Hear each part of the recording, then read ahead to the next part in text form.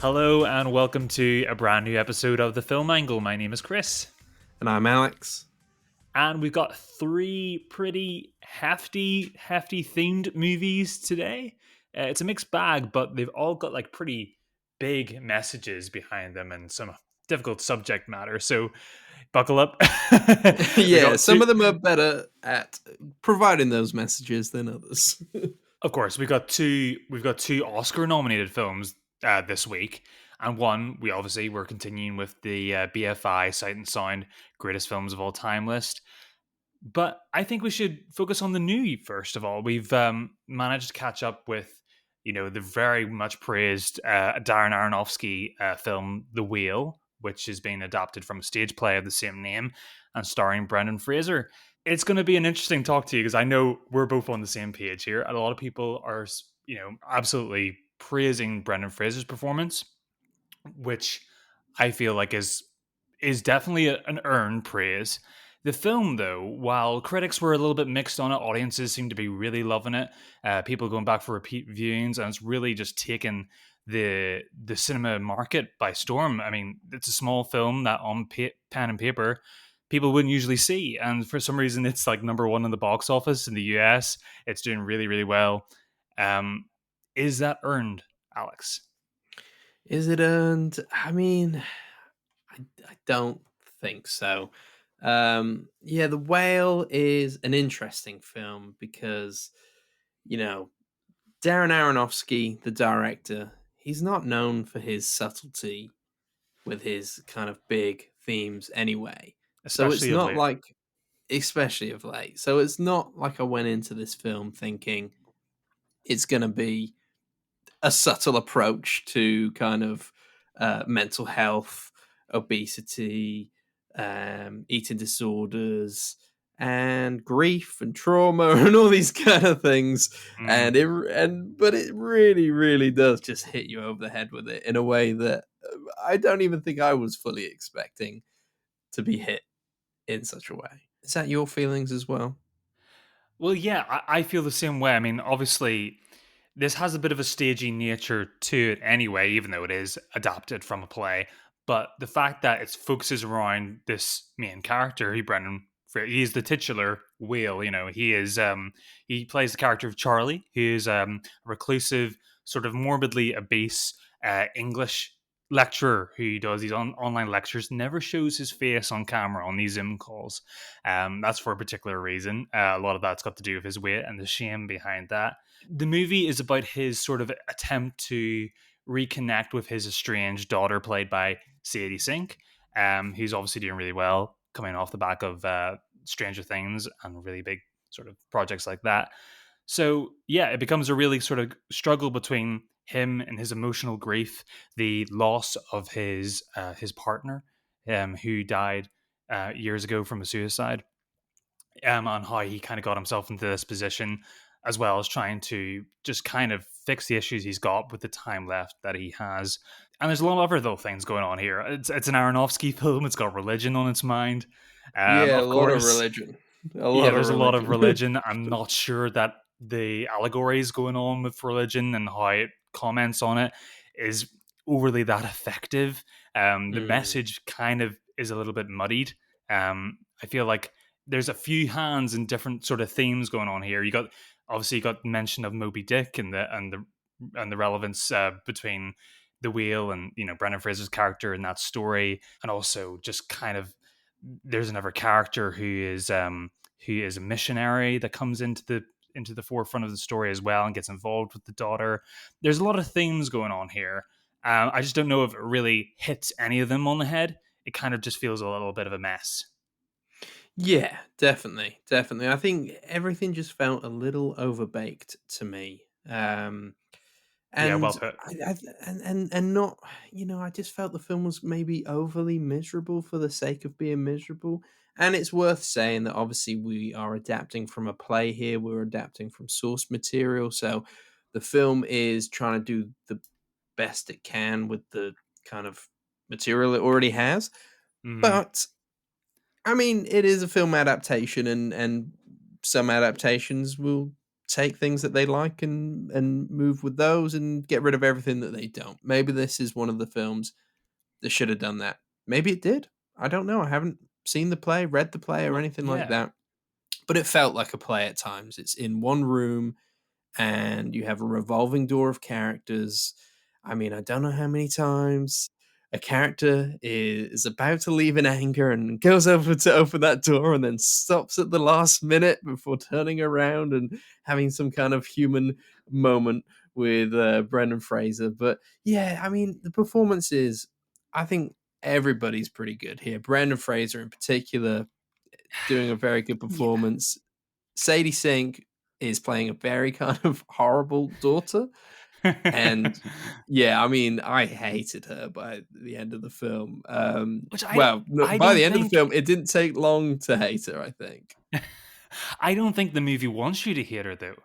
No, it That's I doesn't. I think think that's one of my problems with the film is that I think you are supposed to sympathize with her from the point Mhm. of view of obviously Brendan Fraser's character Charlie. Mhm. He kind of tries. I don't know if, like, for me, I almost felt like he was piecing together reasons why she's actually good and not bad. Like, I Yeah. think we're really clutching at straws here. Oh yeah, Um, yeah. He or it's like he's under because throughout the movie she completely scolds him and says horrible things to him, which I we're supposed to feel that those thoughts and feelings are justified because of the abandonment and, leaving his daughter for his partner. So I feel like the movie, Aronofsky wants us to feel anger and resentment towards Brendan, like like Ellie does, like she does to her father. But the opposite effect happens where I actually felt more, sympathetic towards Brendan Fraser. And I think that's partly due to how good his acting is, but it's kind of muddled whose side I should be on, or you know, or are we supposed to be on anyone's side at all? It's kind of confusing, well, I don't think you are supposed to kind of be angry towards Charlie. or I at least didn't see it that understand why way. she's angry. I think you are supposed to understand why she's angry. I think you're supposed to sympathize with him. Obviously, he is the main character. You sympathize with his kind of relationship and his struggles, and you kind of know why he had to do what he did, but you also feel like there could have been a better way to do this. You were slightly unfair to your daughter here. But then you have the ex-wife mother character who definitely has played a part in this somehow. So you're never left feeling like it's Mm. fully his fault. Yeah, I mean, sympathies lie all over the place, don't they? And maybe that's what the film's trying to get at. But yeah, I mean, I still wasn't a big fan of the character that Sadie Sink played. I still Mhm. was not her biggest fan for sure. So I think the main performance that really stuck with me was Han Chow as Liz, who is, absolutely. Charlie's friend, close friend, longtime friend, and also caretaker. She is really, really sympathetic and brings strength to the movie that is full of wobbling characters. She is something of like a pillar holding this movie up. And I think when the movie works best, whenever her and Charlie have exchanges together, regarding his weight or whether it's his enormously high blood pressure or wherever she gets him a wheelchair, a fat guy wheelchair, as they put it, and he has a celebratory sort of like shake of the fist to himself. There's some moments in there that actually peppers in a little bit of humor, which actually adds to Hmm. the humanity a little bit more. I think whenever the movie's wallowing in itself and tries to be poetic, it kind of loses its emotional grip and realism, and it gets too whimsical. So I kind of struggled to really emotionally connect with the movie. I thought, I watched the trailer the first time, and it's hard not to get kind of soaked up in the music and Brendan's emotion that he brings forward. But for some reason, in the movie, that all kind of gets lost. It gets diluted. Yeah, yeah, and correct me if I'm wrong, but I feel like it wasn't a very music heavy film. I can't remember any standout moments with any Mm. kind of music. Like a lot of strings in the background. It feels like it Mm, is a lot of that. I just remember a lot of strings, not really like a musical motif or a theme going on. no. There were some moments of music I did enjoy. The moments I felt were a little bit hard hitting was whenever he reacts badly to something and he pigs out and like eats like an absolute monster. Like there's something gargantuan and really grotesque about the way he eats and self-hating. And the music kind of goes very synthy and gets a little bit dark and ominous. And I thought those moments in the movie were kind of effective. I mean, like the guy double decks a pizza. Like he gets two pizza slices and puts them on top of each other.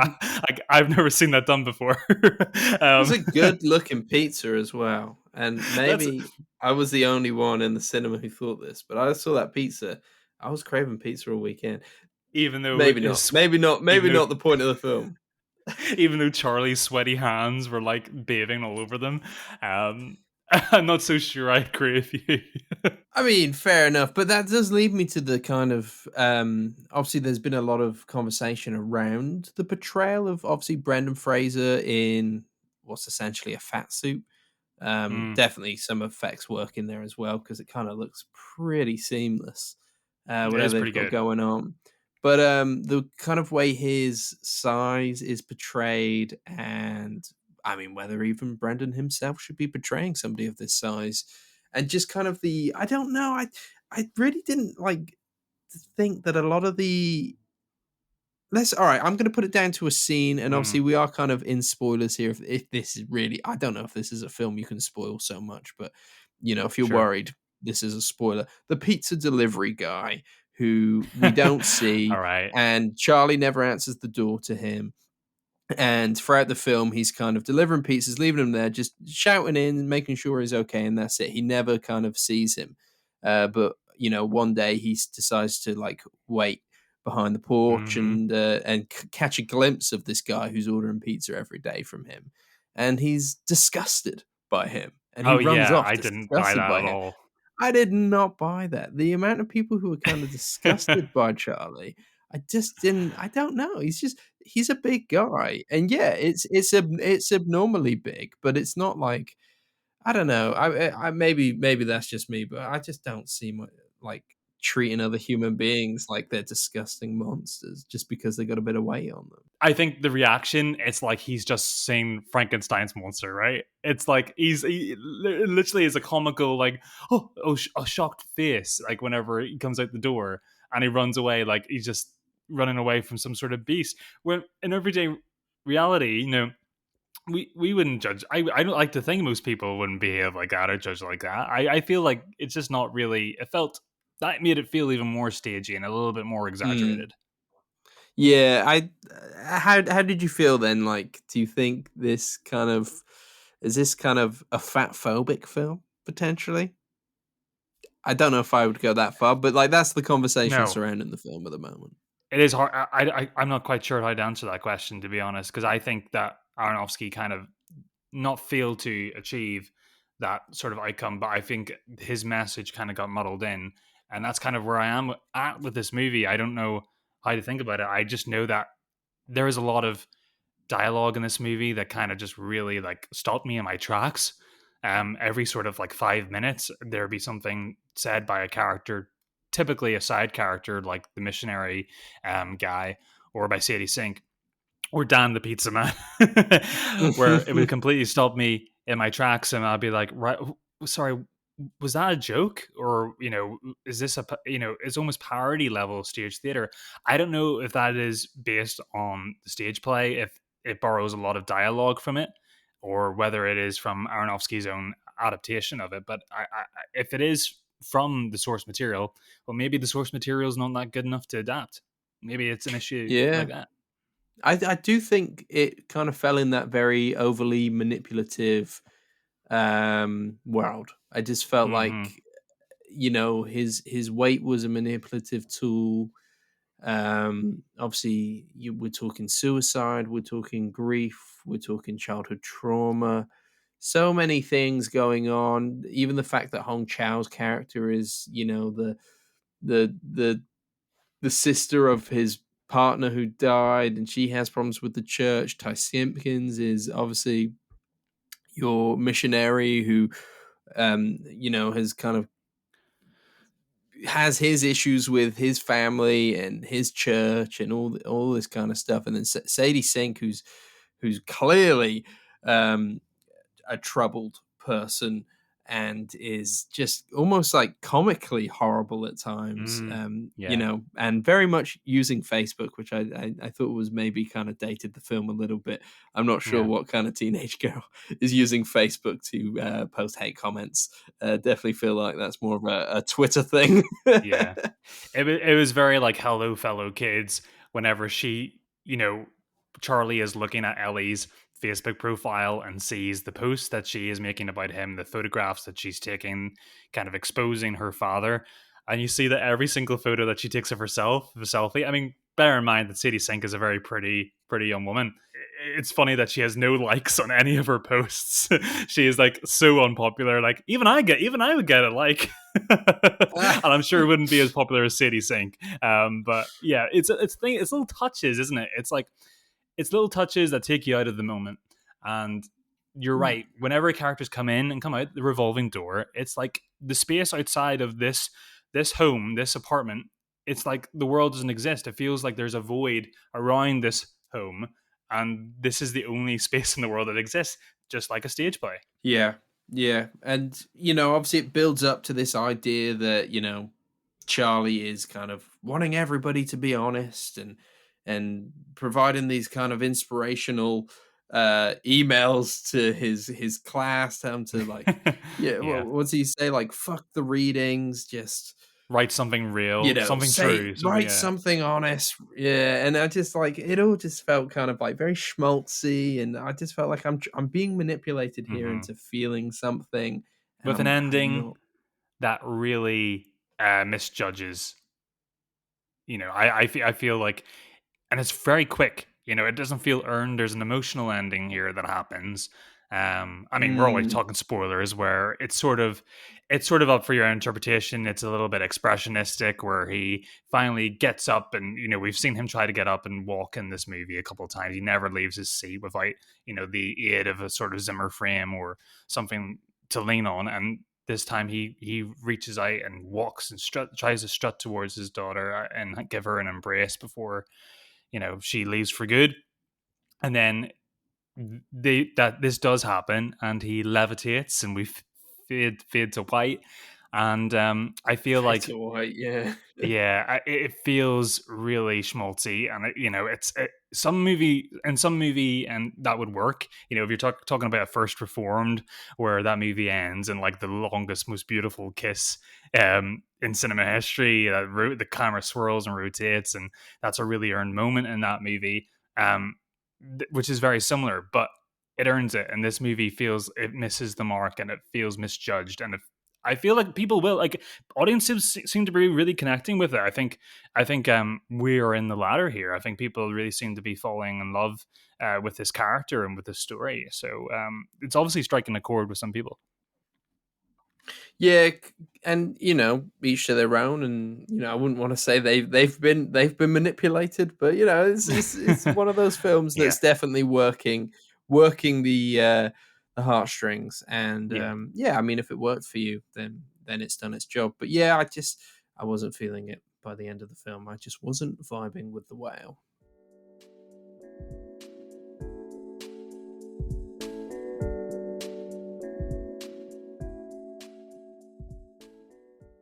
Well, Chris, obviously we have the Oscars coming up in March, and I think I'm probably pretty well prepared with the list of nominees this year. I don't know about you, but there were a couple of Hmm. outliers that I needed to catch up on.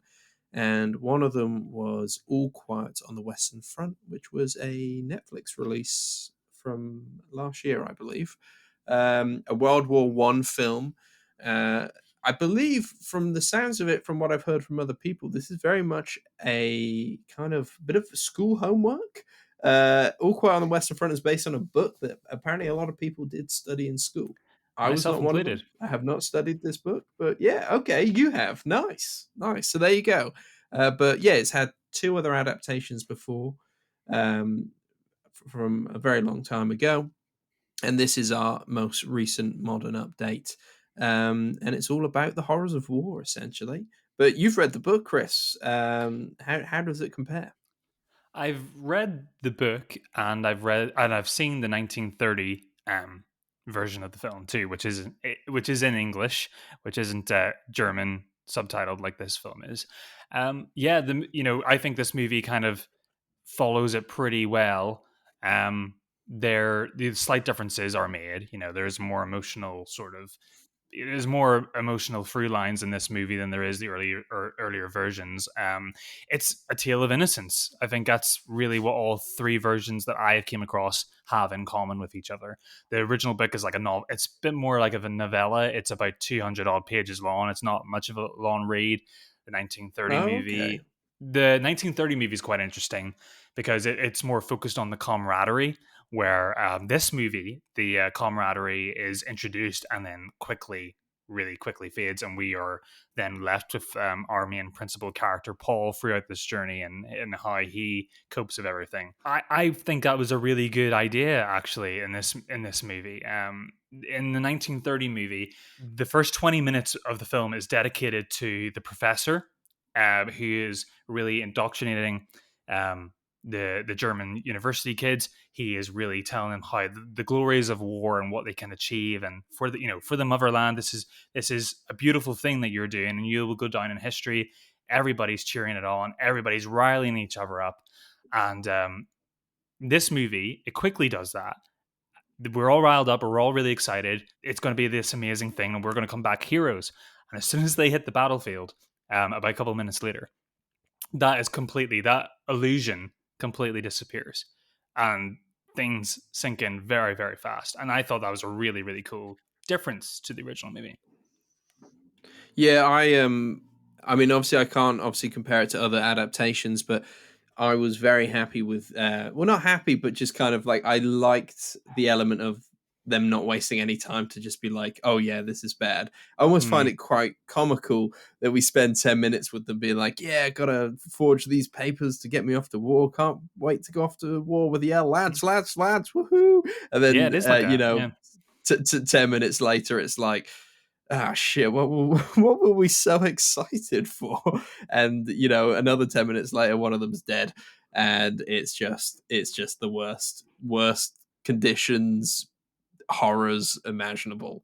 Hmm. And yeah, I think that's essentially what kind of is most interesting about the film. It doesn't romanticize war, and it really kind of makes it the grim, dirty, horrible thing it is. My biggest complaint is I don't think the main character is very fleshed out. So I don't really care much for him, but I kind of cared about soldiers as a whole. Obviously, we're on the German side here, which is usually the bad guys, but you feel for them because they are just cannon fodder, and that's kind of backed up by these, lavish meetings uh, set by the kind of ruling class, the higher ups, Yeah. in their train stations as they're talking about how many people have lost, and let's put an end to this, maybe not. And Hmm. yeah, the kind of disgusting nature of just leading innocent people into war, and that gets you. And obviously, the talking spoilers here, I think, for All Quiet on the Western Front as well. The final 10 minutes of the film, whilst you watch the last, in the dying hour of World War I before the armistice. You have this general, colonel, whatever, send them on one last Yeah. uh, Colonel Richter. attack into the trenches, and just bloodbath ensues, and you just think, for what point, for what reason, Hmm. how disgusting.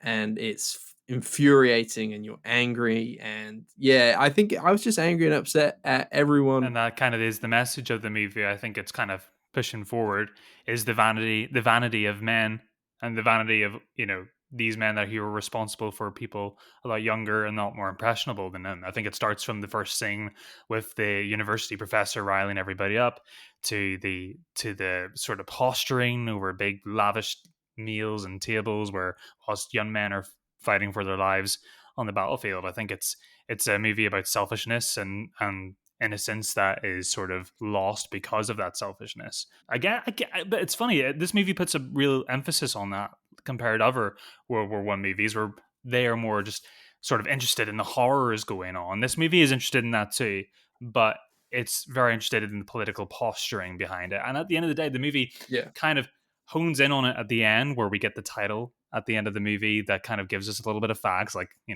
the war movies always do. But Yeah.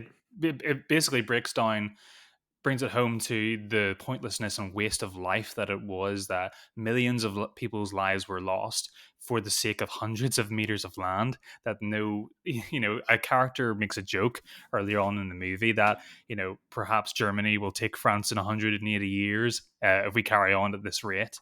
And the men are just waiting for the day that it gets called off. They don't want to be there anymore. It's just became their reality, and they've lost themselves. They have become these sort of the machines. Like when Paul is going into the battlefield, we know Paul is actually a sympathetic character. We've seen moments in this movie where he actually cares not only for his own men, but actually the other side, and moments where he regains his sort of psyche.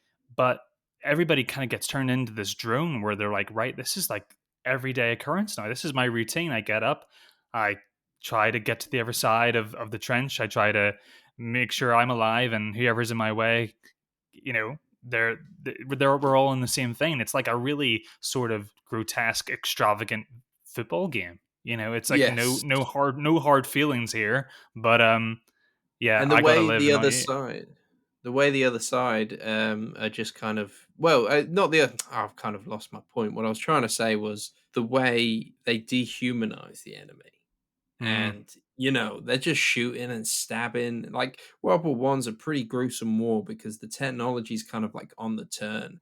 You're still kind of fighting in this very kind of brutal way, and yeah, it isn't until Paul has this moment after stabbing a French soldier for survival, and he's bleeding out, and he kind of realizes like, oh man, this guy's just like me, and he has a mm. family and a child, like, and kind of realizes we're just all players on a chessboard, and it's really interesting. I It's did very want to traumatic for him. Yeah.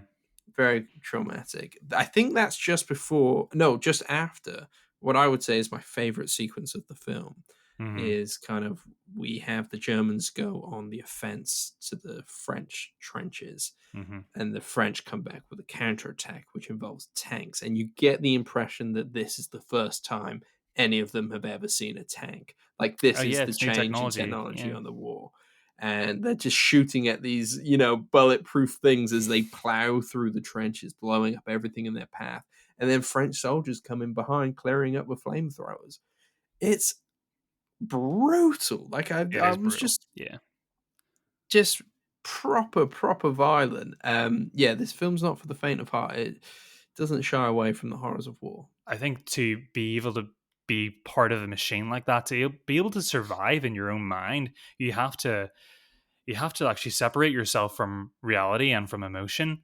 And Paul does during this movie, and it's during that moment where he does stab that French soldier that he regains his previous self, and he is left with trauma, and he is in a state of panic and worry and what do I do? Can I, he's even trying to like, it feels like he's even trying to scoop the blood back into the guy's wounds. It's this really prolonged thing where you're watching this guy die for minutes, and he is gargling, and he still wants to live as well. It's not like Paul offers to end it for him very quickly, and instead, no, the guy wants to live. He's like scurrying around. He's begging for it.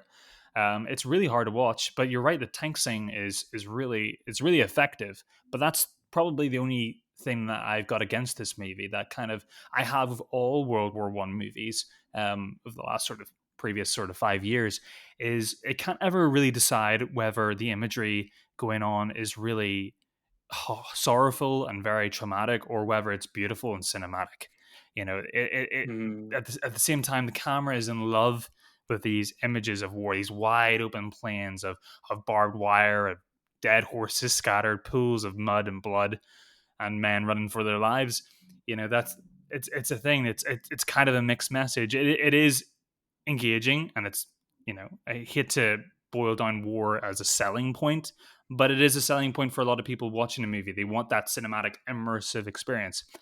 I think 1917 does that a lot more, is a lot more guilty of that, where that mm, movie felt like the gimmick of it was its cinematic prowess and its posturing of how it uses its cinematography. And that became more of the message of that movie. This movie does it a little bit better, but it's still a problem with war movies for me. Okay, that's a really interesting point. And it's funny because I think I prefer 1917, but maybe that's because, like you said, it is like this more of a cinematic spectacle. Also think 1917 builds towards this crescendo of kind of heroism, which I really liked.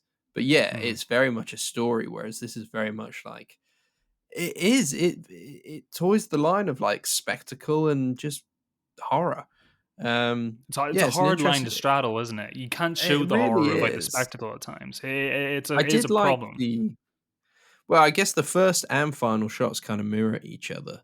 I really enjoyed that aspect of like nature, just these beautiful, beautiful Mm, landscapes, all of a sudden just you know torn up by war and just kind of like humans fighting their petty little battles and just destroying all this beautiful nature in its way. Just that was a really mhm. interesting kind of look and a good way to kind of like bring you into the kind of themes of the film. Yeah, I think overall I'm pretty positive on this movie. I Mm. think it was a really like sort of you know engaging experience, and I did feel sorry for the characters. I thought everything that was going on, but it's not a lighthearted watch. It's again it's like a 2.5 hour movie.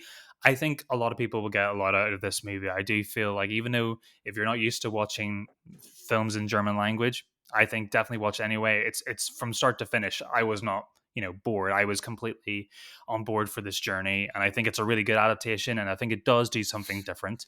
One other thing I really, really loved about the film, actually, on a final point, is the soundtrack. I think that was the standout thing of the movie for me. It uses this like sort of modern techno synth, sort of like in the Yeah, background whenever there's more sort of harrowing moments going on.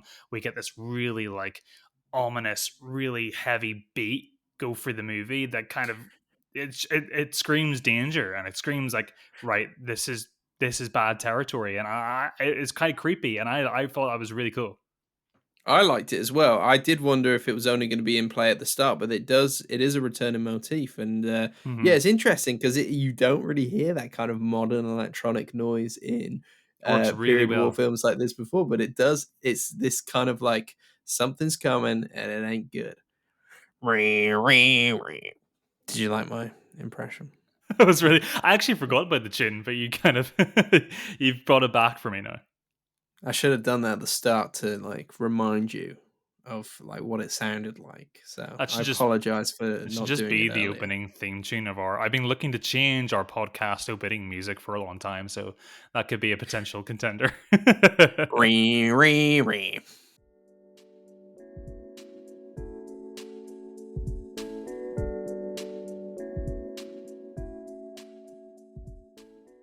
That brings us on to our very different film we're finishing on now. We are dedicating our kind of our last films on each episode to kind of the BFI Sight and Sound. It feels like that's kind of where we're going. Have we saved the best to last, Alex? I think we have. I think this is the sort of the Yeah. best movie I've watched in the last sort of week. The last week that just shows you how many movies that I watch, and I should probably get a little bit more of a life. But it Yeah. is The Leopard, starring Burt Lancaster, from 1963, an Italian epic about the loss of aristocracy, the folly of war, and how it changes the landscape of a country whenever it goes into a transitional period, and the longing for a simpler time where we could enjoy things and be rich and be merry and drink and sleep with who we want. And yeah, I think that's nostalgia. The movie is kind of the nickname for this. It is nostalgia, but it's also very contemplative. Hmm. Obviously set a long, long time ago now. In a But galaxy it far away. in a galaxy far away. But it is this kind of sweeping historical epic that looks at that changing power dynamics of a very conflicted Italy. I don't know about you, but I got 10 minutes in and I thought, I need a quick history lesson on Italy. Yeah. What year is it set in again? I can't remember the exact. Is it the 1600s? 1860s. 1860s, 1600s. What am I thinking? The 1860s. So obviously not a time period that anybody involved in the film was alive in, but a very kind of detailed look at the changing power dynamics. And I had a quick look on Wikipedia after getting 10 minutes in and thinking I needed a history Mhm. lesson.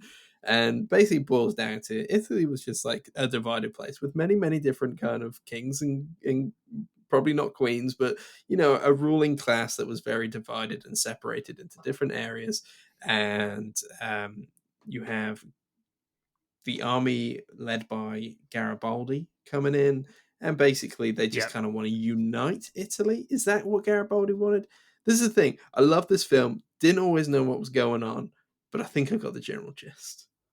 I think you're right. I think this movie does require a little bit of knowledge going into. I don't know if it requires it, but it certainly will help you understand and track everything that's going on.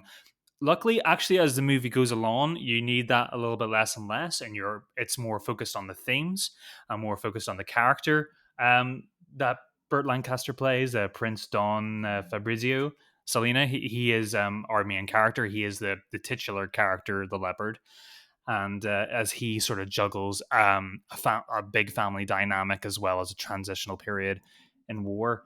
How is this movie like not talked about so much? You can see how inspirational this is. I could see elements of Scorsese in this. I can see elements of Francis Ford Coppola for sure. I mean, first 10 minutes Mm, into this movie, I was like, "This looks like The Godfather Part One." Um, yes, th- yeah, exactly. And obviously, even like this is obviously set in Sicily for the most part, and it's color graded in almost like the exact same way as The mhm. Godfather. Like The Godfather must have taken a lot of influence from this, in the Sicilian scenes from this film, and the Oh, fact that Burt Lancaster playing the prince is very much that kind of head of the family, the Don. mhm. You know? The guy that everybody goes to, and his advice is king, Yeah, and you wouldn't question him. He exudes wisdom and knowledge, and yeah, and he's also got a little bit of a bad boy side as well. Actually, he's not completely like Saint. He is a bit of a grey character, which makes him all the more interesting. definitely, definitely. He is our main character, but it is somewhat of an ensemble piece. But yeah, it's a 3 hour 5 minutes. It's very close to Avatar: Way of Water, and I know we moan about long films. That's our measure now for every 3 hour movie is Avatar: The Way of Water. I know we moan about long films, but this is one of the films where the length doesn't matter because it warranted this epic. It was like this epic film of changing political nature. It was like, you know, Mhm. 1860s Italian Game of Thrones. About half an hour in, you get this extravagant battle scene that plays out in the streets of Mhm. Italy. The was it like the red coats versus the blue coats or something like that? Yeah. Lots and lots of turmoil and kind of violence and horses and guns and swords, and it just kind of it's one of those set pieces that like you don't really get much action in this film, but you get a good 10-15 minutes of just war very early Mhm. on in the 3 hour film. Yeah, and what makes it so well organized as well, you got all these extras, but there's so much going on in the frame at once. I think that this is one of the strengths of the movie. Even if you're watching like a smaller scene inside the giant palace, and you're seeing everybody interact, everybody's got something going on. Even if Burt Lancaster is speaking with somebody, in the foreground or having conversations, always somebody else in the background doing something just equally as important, not in the fore focus of your mind, but if you pan your eyes from the conversation and watch whoever's going on in the background, there's always something going on, especially prominent in the last hour of this movie. And this is my favorite part of the movie, actually. Forget all the beautiful cinematography, the wide open vistas. The last hour of this movie is dedicated to a party, and it feels like a final party. It's like a farewell to an era. It is like so long farewell, and Or the coming in of a new era. and Burt Lancaster feels very at odds in that party potentially. Very yes, it is a conflicting sort of thing. It is, but it is a melancholy nature to it. People are having fun, but he's watching on, and he's like, is this the last time we're going to be able to do this?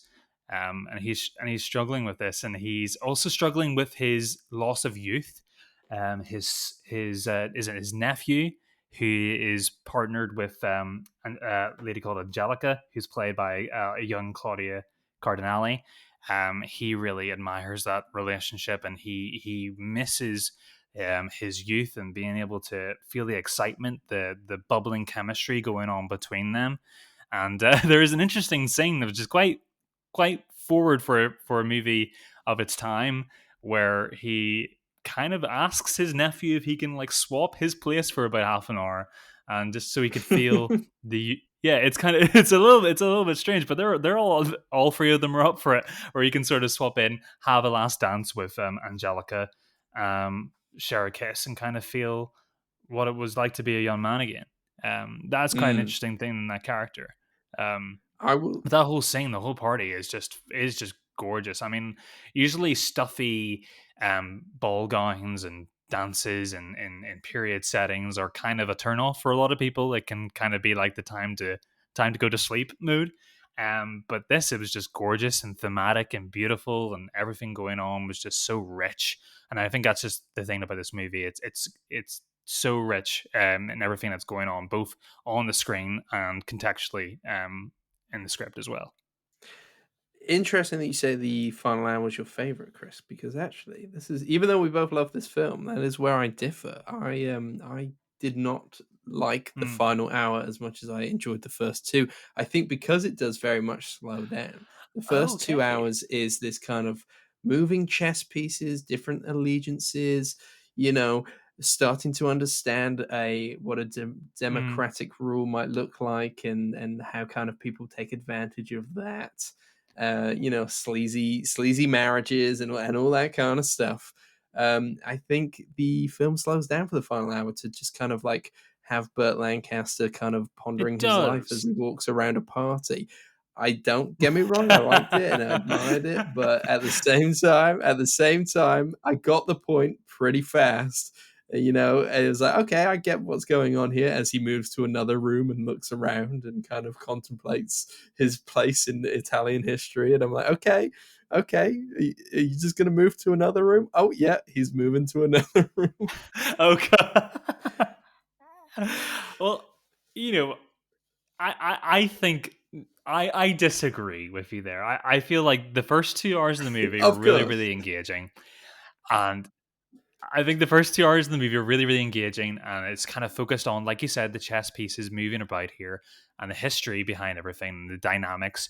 But I just feel like the hour of the movie, is the emotion that was missing from the first 2 hours. I feel like it kind of came across and was really well earned, and became a sort of like meditation on sort of like what it is to be alive in this moment, and also just kind of this beautiful extended sequence where history is just left behind, and we kind of are left with our mortality. Like what do we do with ourselves? And I feel like Burt Lancaster wandering through the hallways, vicariously like enjoying everybody's experiences and longing for a simpler time, is kind of like the heads being in the headspace of the character watching it. You feel that, I don't want to say goodbye to all this.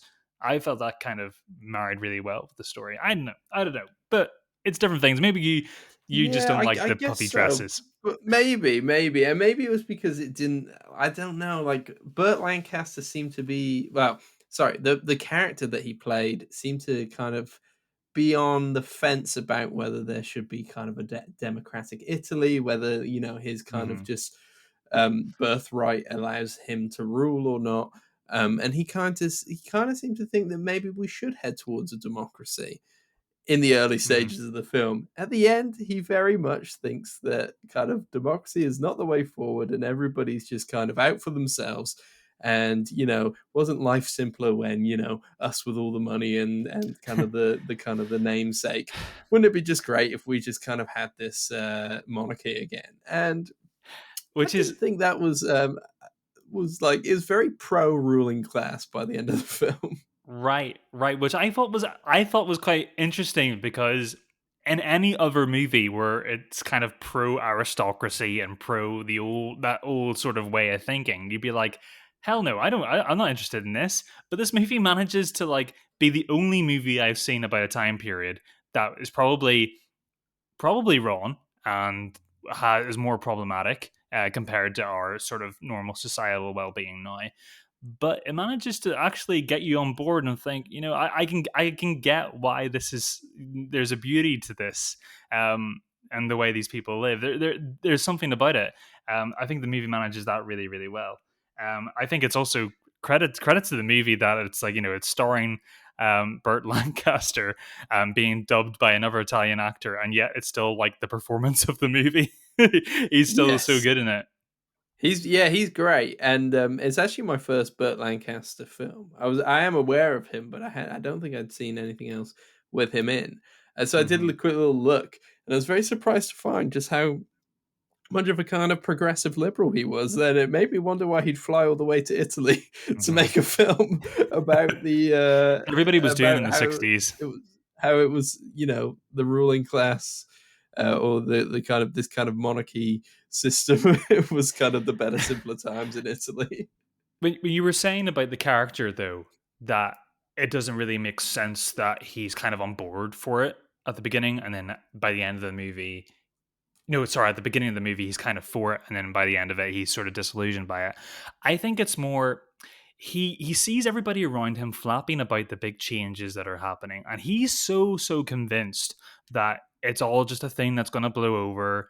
It's the Mm. pattern that happens, whatever. So I think it's easier for him to sort of give in and sort of say blankly that, oh yeah, that will be better, because he doesn't feel like it actually will change. So it's easier for him to make those statements and those sort of investments, and of his morality is, it's a little bit easier for him to buy into that. But when it actually comes to become a reality by the end of the movie, he's kind of struck by it.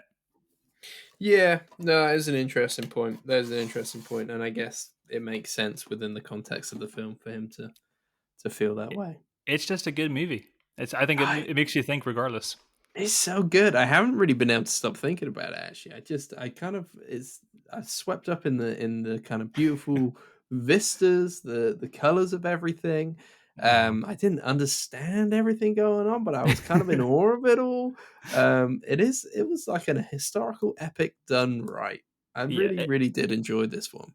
It's like one of those movies. It's like, even if there was no dialogue on the screen and you just heard the soundtrack and just watched the images that were on there, it would still be a decent movie. Yes. Yeah, absolutely. Absolutely. I am kind of like a little bit intrigued by, so this film had three cuts, I think. It's original cut, which is the one that we saw. But then there's an American cut, which is about 30 to 40 minutes shorter, which Eesh. the director, what's his name? Visconti.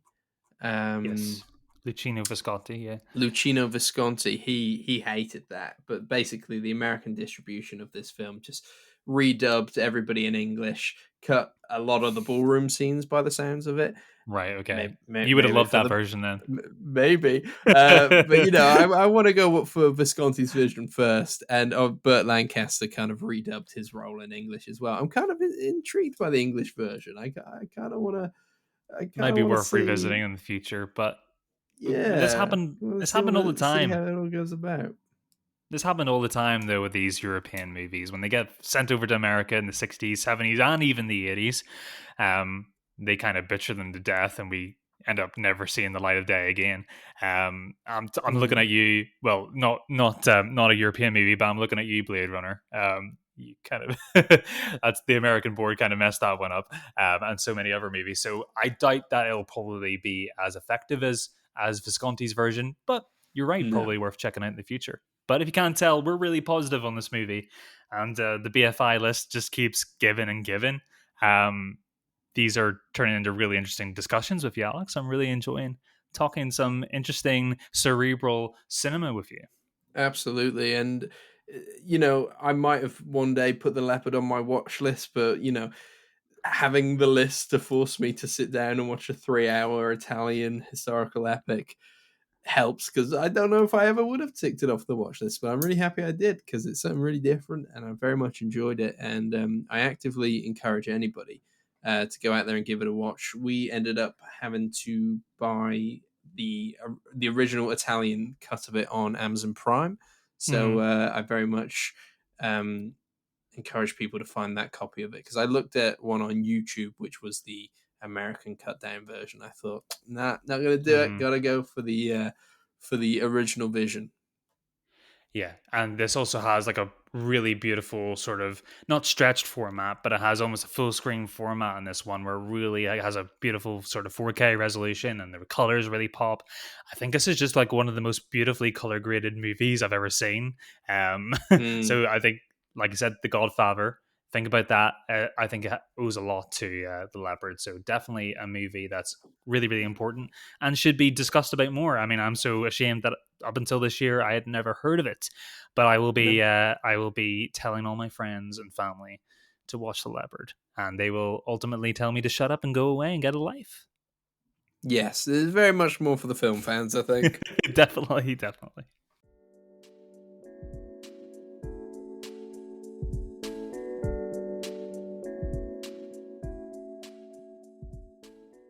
I think we're all pretty much saying here that the film to watch this weekend, if you're a film fan, is The Leopard.